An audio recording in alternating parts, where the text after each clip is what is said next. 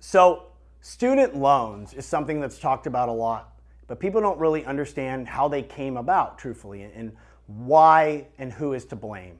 So let me just start with the background of this. So what people don't understand is my grandfather, for an example, when he wanted to go to college, which he did, my great-grandparents did not have the money to put him through college. So what did he do?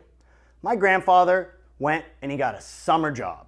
And what did he do? He worked during the summer, went to college. During college, he worked and he put himself through college. And he graduated at the end of college and he didn't have a bunch of student loan debt. He had no student loan debt. Why? Because banks, because they weren't so subsidized by the federal government at all at this time, they wouldn't make a loan to my grandfather. Why? Because my grandfather had no credit. He had barely any income. He was not a credit-worthy individual. So my grandfather had to work to put himself through college.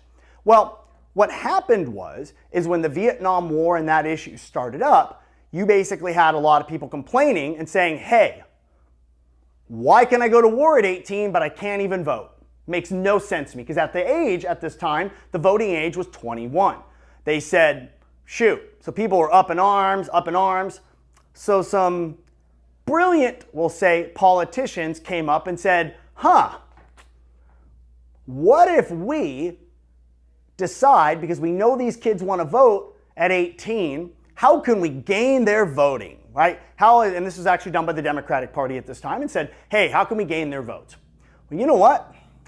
Let's subsidize student loans. Let's back these banks to let these people have student loans. Because if we can do that, we'll tell these kids, hey, don't worry about working through summer. Don't worry about killing yourself. Have fun. Have a fun summer of love. Enjoy it, get out there and have a great time. And you know what?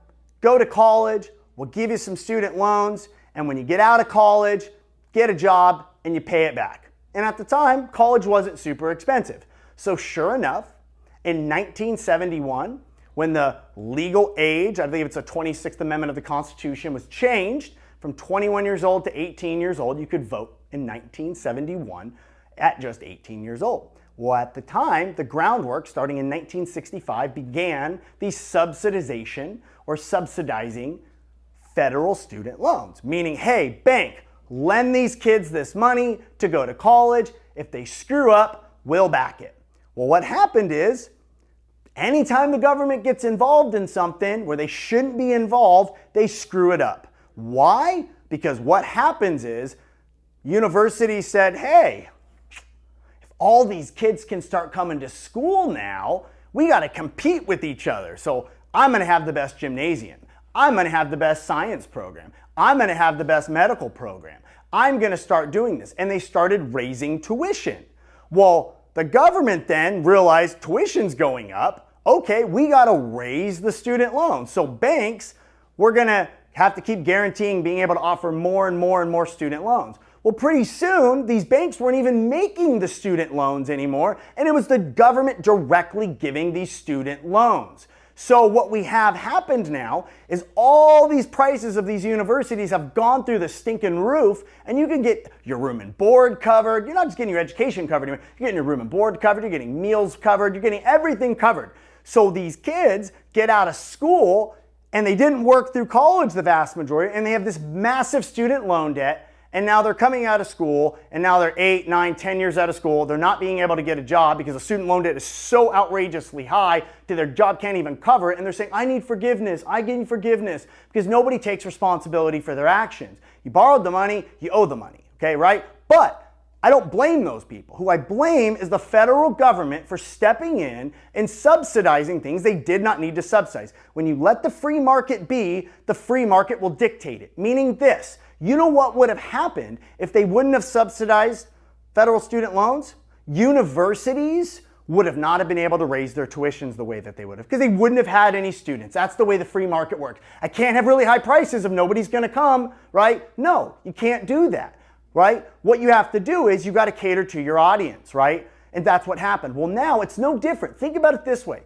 If you got a food stamp, and that food stamp was a giant food stamp that you could take anywhere and charge up a bill to eat out, Think about it. Are you going to go to McDonald's every day? No. Where are you going to go? You're going to Morton's. You're going to go to Ocean Air. And you're going to charge that up because you're 18, 19, 20, 21 years old, and you're going to worry about it later. And if the government keeps doing it, you know what those restaurants are going to do? Keep raising those prices up because they got more and more people coming in. And that's the world in which we lived in. So you know what happens if the government stops subsidizing all these federal student loans? It's going to force the universities to have to cut costs, like any business in the world. Think about it. If your business and all of your employees and all the people that came to shop at your store or used you could just get federal money given to them to buy whatever the heck they wanted at your store, how cool would that be, right? And then they don't even have to pay on it and they can defer it out forever. So I blame the government for creating this problem. And it's once again, they got in the way of things they shouldn't.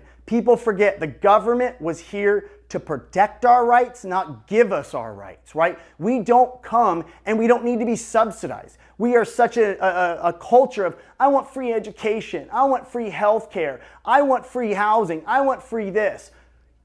Our founding fathers would be disgusted at us because they came to America because they did not want to be under the oppression of government. They came here and America was known as the chance to be free and do everything you want. And everybody had that opportunity. And because of the government stepping in every one of these situations that they should not be stepping into, they are causing issues that a free and open market would not cause. Because case in point, the last thing I'll go over so I don't go on too crazy of a rant is the simple thing put, if any of you guys remember when LCD televisions came out. And they came out, and you know what? What were those TVs? They were like 10 to 20 grand. I remember when they came out, Costco here in Temecula had one, and I walked by it, and it was $10,000. And I thought to myself, who the heck could spend $10,000 on a TV? There's no way. But you know what happened? People bought them. And you know what those companies did? It wasn't a lot. They took the money that they sold, and what did they do? They invested it into R&D.